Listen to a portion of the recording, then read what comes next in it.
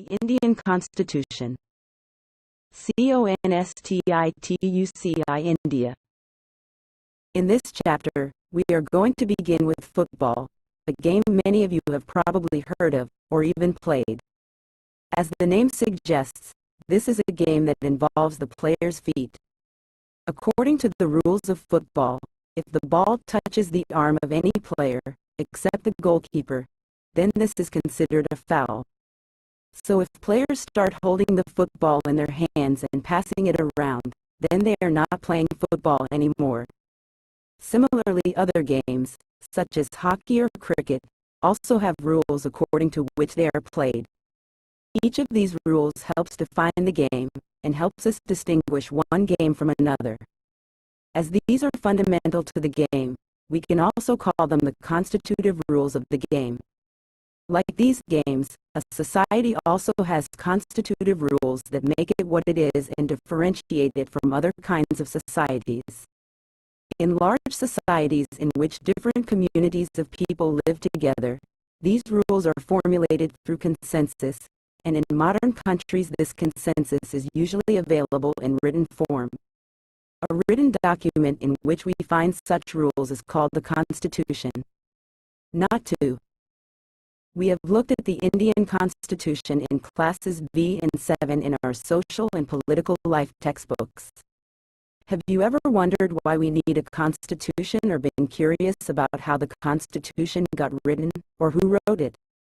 In this chapter, we will discuss both these issues and also look at the key features of the Indian Constitution. Each of these features is crucial to the working of democracy in India, and some of these will be the focus of different chapters in this book. The Indian Constitution. Why does a country need a constitution? In 1934, the Indian National Congress made the demand for a constituent assembly. During the Second World War, this assertion for an independent constituent assembly formed only of Indians gained momentum, and this was convened in December 1946. The photo on page 2 shows some members of the Constituent Assembly. Between December 1946 and November 1949, the Constituent Assembly drafted a constitution for independent India. Free to shape their destiny at last, after 150 years of British rule, the members of the Constituent Assembly approached this task with the great idealism that the freedom struggle had helped produce. You will read more about the work of the Constituent Assembly later in the chapter. The photo alongside shows Prime Minister Jawaharlal Nehru addressing the Constituent Assembly. Today, most countries in the world have a constitution. While all democratic countries are likely to have a constitution, it is not necessary that all countries that have a constitution are democratic. The Constitution serves several purposes. First, it lays out certain ideals that form the basis of the kind of country that we as citizens aspire to live in. Or, put another way, a constitution tells us what the fundamental nature of our society is. A country is usually made up of different communities of people who share certain beliefs but may not necessarily agree on all issues. A constitution helps serve as a set of rules and principles that all persons in a country can agree upon as the basis of the way in which they want the country to be governed.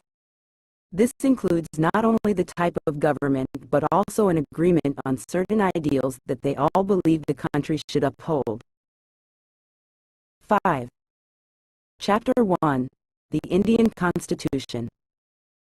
The country of Nepal has witnessed several people's struggles for democracy.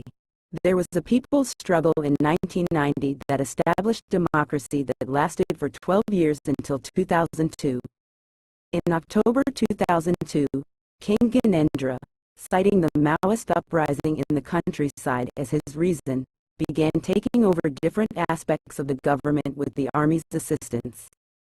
The king then finally took over as the head of government in February 2005. In November 2005, the Maoists joined other political parties to sign a 12-point agreement. This agreement signaled to the larger public an imminent return to democracy and peace. In 2008, this people's movement for democracy began gaining immense force.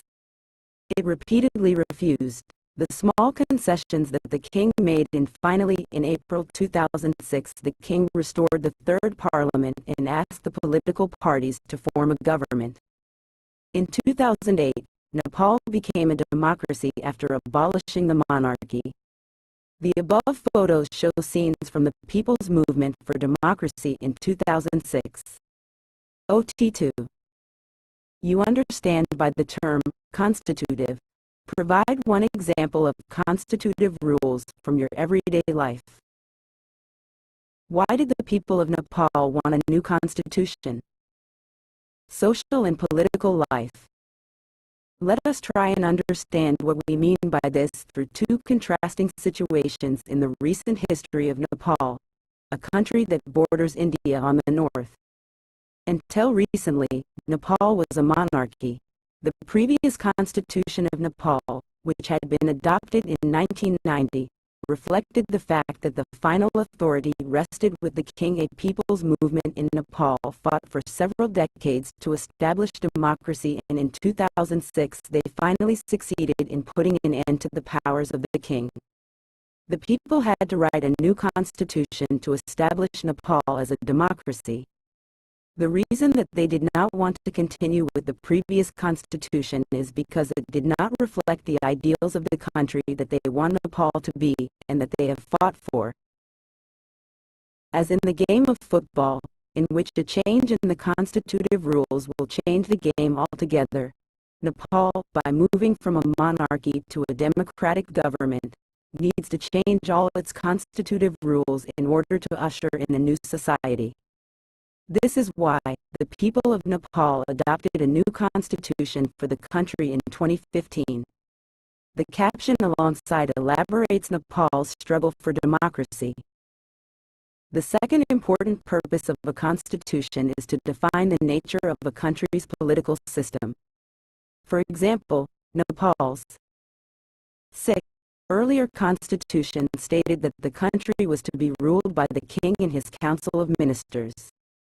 In countries that have adopted a democratic form of government or polity, the Constitution plays a crucial role in laying out certain important guidelines that govern decision-making within these societies.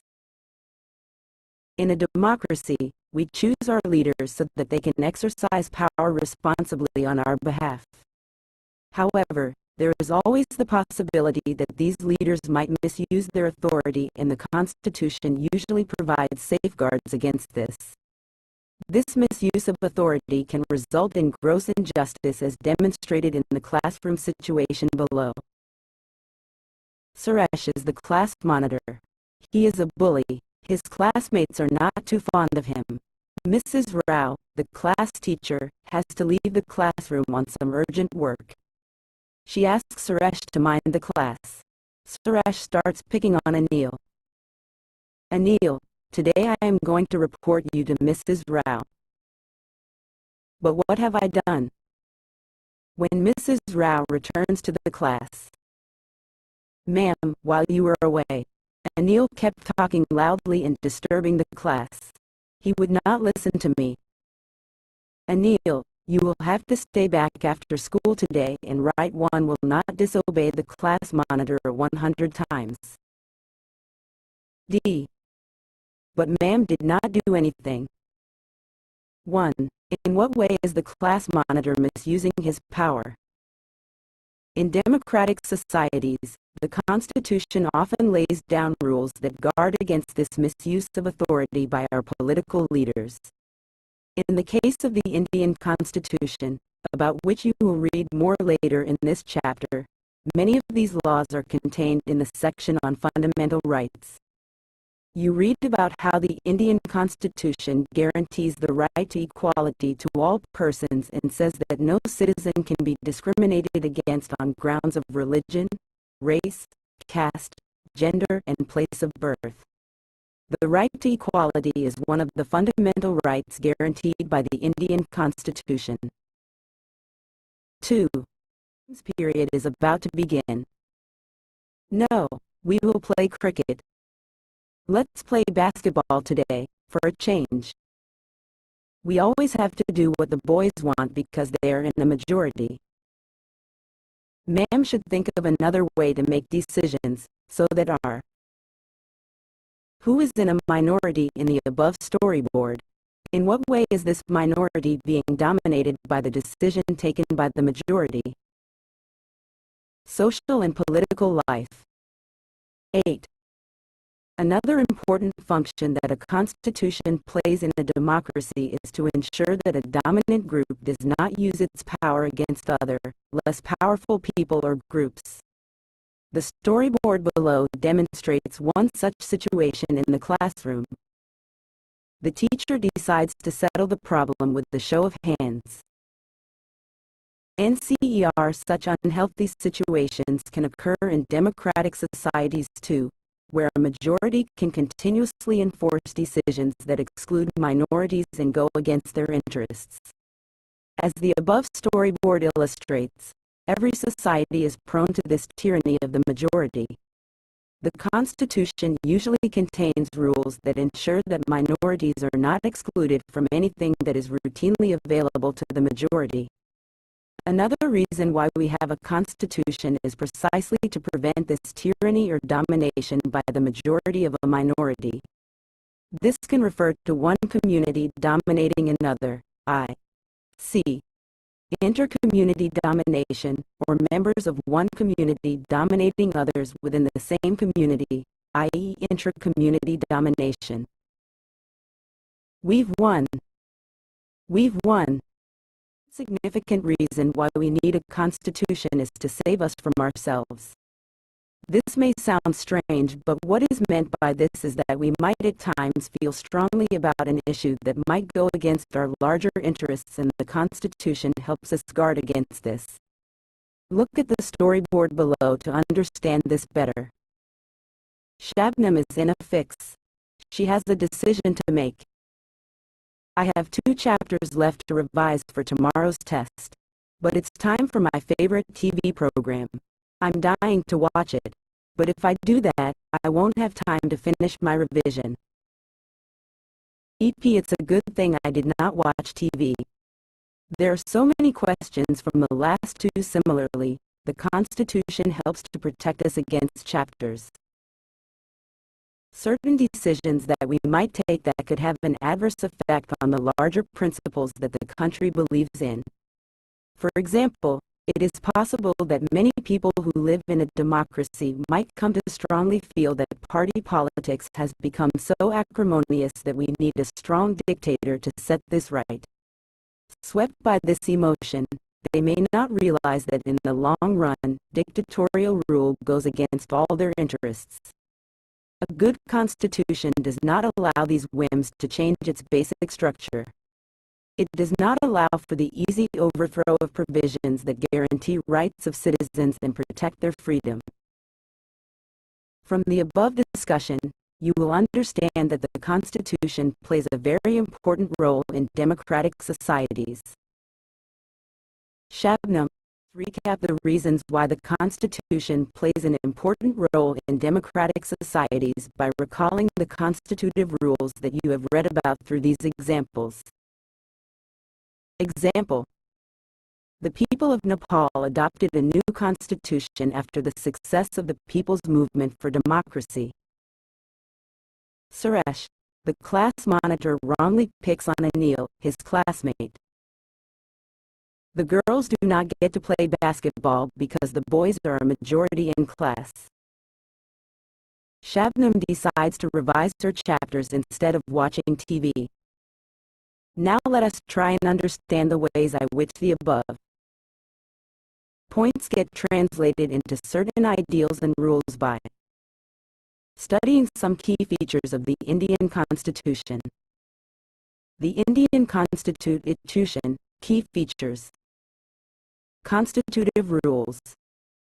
It lays down ideals that define the kind of country that we want to live in. By the beginning of the 20th century, the Indian national movement had been active in the struggle for independence from British rule for several decades. During the freedom struggle, the nationalists had devoted a great deal of time to imagining and planning what a free India would be like. Under the British, they had been forced to obey rules that they had had very little role in making. The long experience of authoritarian rule under the colonial state convinced Indians that free India should be a democracy in which everyone should be treated equally and be allowed to participate in government. What remained to be done then was to work out the ways in which a democratic government would be set up in India and the rules that would determine its functioning. This was done not by one person but by a group of around 300 people who became members of the Constituent Assembly in 1946 and who met periodically for the next 3 years to write India's constitution.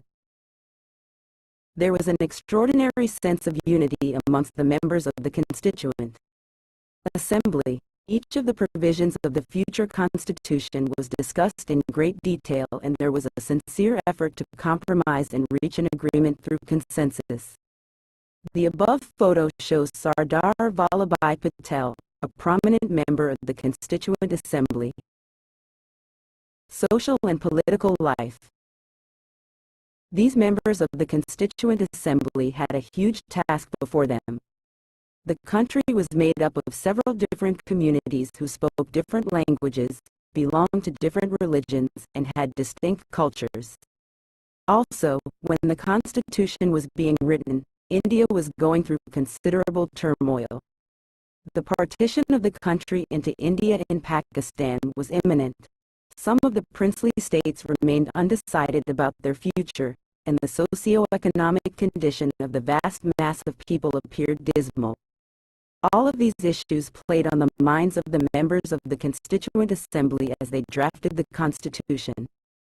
They rose to the occasion and gave this country a visionary document that reflects a respect for maintaining diversity while preserving national unity.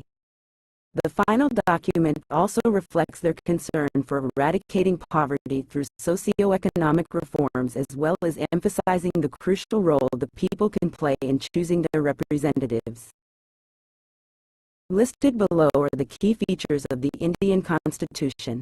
While reading these, keep in mind the above-mentioned concerns of diversity, unity, socio-economic reform, and representation that the authors of this document were grappling with. Try and understand the ways in which they tried to balance these concerns with their commitment to transforming independent India into a strong, democratic society. Baba Saheb Dr. Ambedkar is known as the father of the Indian Constitution. Dr. Ambedkar believed that his participation in the Constituent Assembly helped the scheduled castes get some safeguards in the draft constitution. But he also stated that although the laws might exist, scheduled castes still had reason to fear because the administration of these laws were in the hands of caste Hindu offices. He, therefore, urged scheduled castes to join the government as well as the civil services. 1. Federalism. This refers to the existence of more than one level of government in the country. In India, we have governments at the state level and at the center. Panchayati Raj is the third tier of government, and you have read about this in your Class 6 book. We looked at the functioning of the state government in your Class 7 book, and this year we will read more about the central government. The vast number of communities in India meant that a system of government needed to be devised that did not involve only persons sitting in the capital city of New Delhi and making 11 decisions for everyone. Instead, it was important to have another level of government in the states so that decisions could be made for that particular area. While each state in India enjoys autonomy in exercising powers on certain issues, subjects of national concern require that all of these states follow the laws of the central government. The Constitution contains lists that detail the issues that each tier of government can make laws on. In addition, The Constitution also specifies where each tier of government can get the money from for the work that it does. Under federalism, the states are not merely agents of the federal government but draw their authority from the Constitution as well. All persons in India are governed by laws and made by each of these levels of government. When the Constituent Assembly adopted the principle of universal adult franchise, Sri A.K. Iyer, a member, remarked that this was done with an abundant faith in the common man and the ultimate success of democratic rule, and in the full belief that the introduction of democratic government on the basis of adult suffrage will bring enlightenment and promote the well-being, the standard of life, the comfort, and the decent living of the common man. Austin, G. 1968. The Indian Constitution, Cost of A. The photo below shows people standing in line to cast their votes. 2. Parliamentary form of government. The different tiers of government that you just read about consist of representatives who are elected by the people. Your Class 7 book began with the story of Kanta, who was standing in line to vote during an election. The Constitution of India guarantees universal adult suffrage for all citizens. When they were making the Constitution, the members of the Constituent Assembly felt that the freedom struggle had prepared the masses for universal adult suffrage and that this would help encourage a democratic mindset and break the clutches of traditional caste, class, and gender hierarchies. This means that the people of India have a direct role in electing their representatives. Also, every citizen of the country, irrespective of his or her social background, can also contest in elections. These representatives are accountable to the people. You will read more about why representation is crucial to democratic functioning in Unit 2 of this book. 3. Separation of powers. According to the Constitution, there are 3 organs of government. These are the legislature, the executive, and the judiciary. The legislature refers to our elected representatives. The executive is a smaller group of people who are responsible for implementing laws and running the government. The judiciary, of which you will read more in Unit 3 of this book, refers to the system of courts in this country. In order to prevent the misuse of power by any one branch of government, the Constitution says that each of these organs should exercise different powers. Through this, each organ acts as a check on the other organs of government, and this ensures the balance of power between all 3. B. The word state is often used in this chapter. This does not refer to state governments. Rather, when we use state, we are trying to distinguish it from government. Government is responsible for administering and enforcing laws. The government can change with elections. The state, on the other hand, refers to a political institution that represents a sovereign people who occupy a definite territory. We can, thus, speak of the Indian state, the Nepali state, etc. The Indian state has a democratic form of government. The government, or the executive, is one part of the state. The state refers to more than just the government and cannot be used interchangeably with it. Members of the Constituent Assembly feared that the executive might become too strong and ignore its responsibility to the legislature. The Assembly, therefore, included a number of provisions in the Constitution to limit and control the action taken by the executive branch of government as a whole. Discuss the difference between state and fundamental rights in the Indian Constitution include 1. Right to equality. All persons are equal before the law. This means that all persons shall be equally protected by the laws of the country. It also states that no citizen can be discriminated against on the basis of their religion, caste, or sex. Every person has access to all public places, including playgrounds, hotels, shops, etc. The state cannot discriminate against anyone in matters of employment. but there are exceptions to this that you will read about later in this book. The practice of untouchability has also been abolished. 2. Right to freedom. This includes the right to freedom of speech and expression, the right to form associations, the right to move freely and reside in any part of the country, and the right to practice any profession, occupation, or business. 3. Right against exploitation. The Constitution prohibits human trafficking, forced labor, and employment of children under 14 years of age. 4. Right to freedom of religion. Religious freedom is provided to all citizens. Every person has the right to practice, profess, and propagate the religion of their choice. 5. Cultural and educational rights.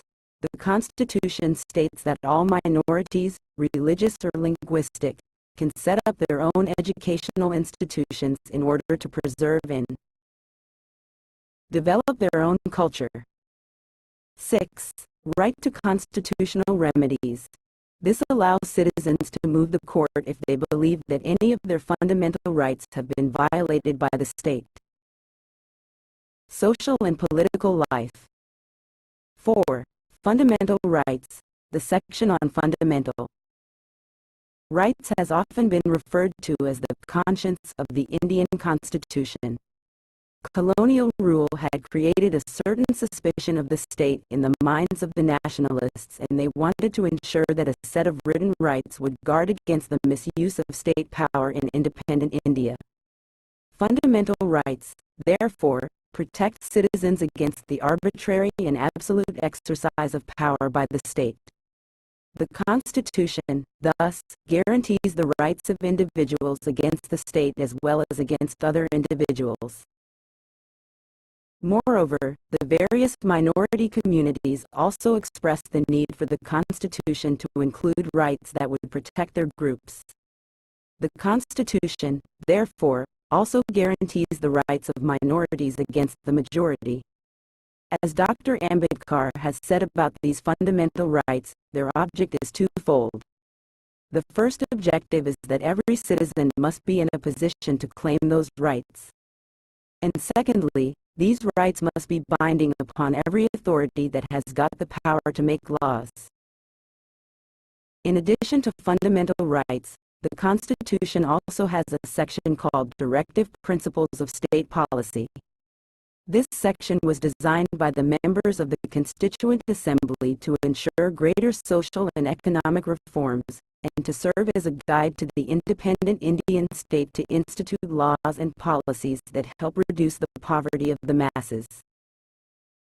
Which fundamental rights will the following situations violate? If a 13-year-old child is working in a factory manufacturing carpets. If a politician in one state decides to not allow laborers from other states to work in his state. If a group of people are not given permission to open a Telugu medium school in Kerala. If the government decides not to promote an officer of the armed forces for being a woman. 5. Secularism. A secular state is one in which the state does not officially promote any one religion as the state religion. We will read more about this in the following chapter. You now understand the ways in which a country's history often determines the kind of constitution that a country adopts for itself. The Constitution plays a crucial role in laying out the ideals that we would like all citizens of the country to adhere to, including the representatives that we elect to rule us. Just like in the game of football, a change of constitutive rules will affect the game.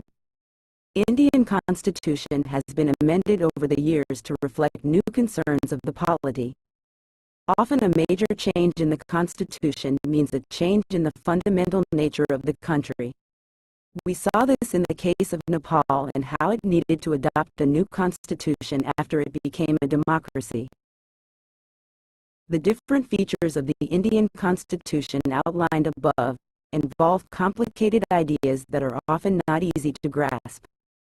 Don't worry too much about this for the moment. In the rest of the book, as well as in your higher classes, you will read more about these different features of the Indian Constitution and understand more substantively what they mean. Hababa, the Constitution also mentions fundamental duties.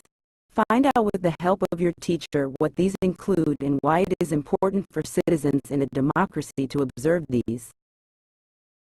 Illustrate each of the 11 fundamental duties with drawings, pictures, poems or songs and discuss them in the classroom. The above photos show various members of the Constituent Assembly signing a copy of the Constitution at its final session on the 24th of January 1950. The first photo, from top, shows Prime Minister Pandit Jawaharlal Nehru signing. The second photo is of Dr. Rajendra Prasad, President of the Constituent Assembly. The last photo shows the following persons, from right to left: Shri Jairamdas Dalatram, Minister for Food and Agriculture; Rajkumari Amrit Kaur, Health Minister; Dr. John Matai, Finance Minister; Sardar Vallabhbhai Patel, Deputy Prime Minister, and behind him Shri Jagjivan Ram, Labour Minister. 15. Chapter 1. The Indian Constitution.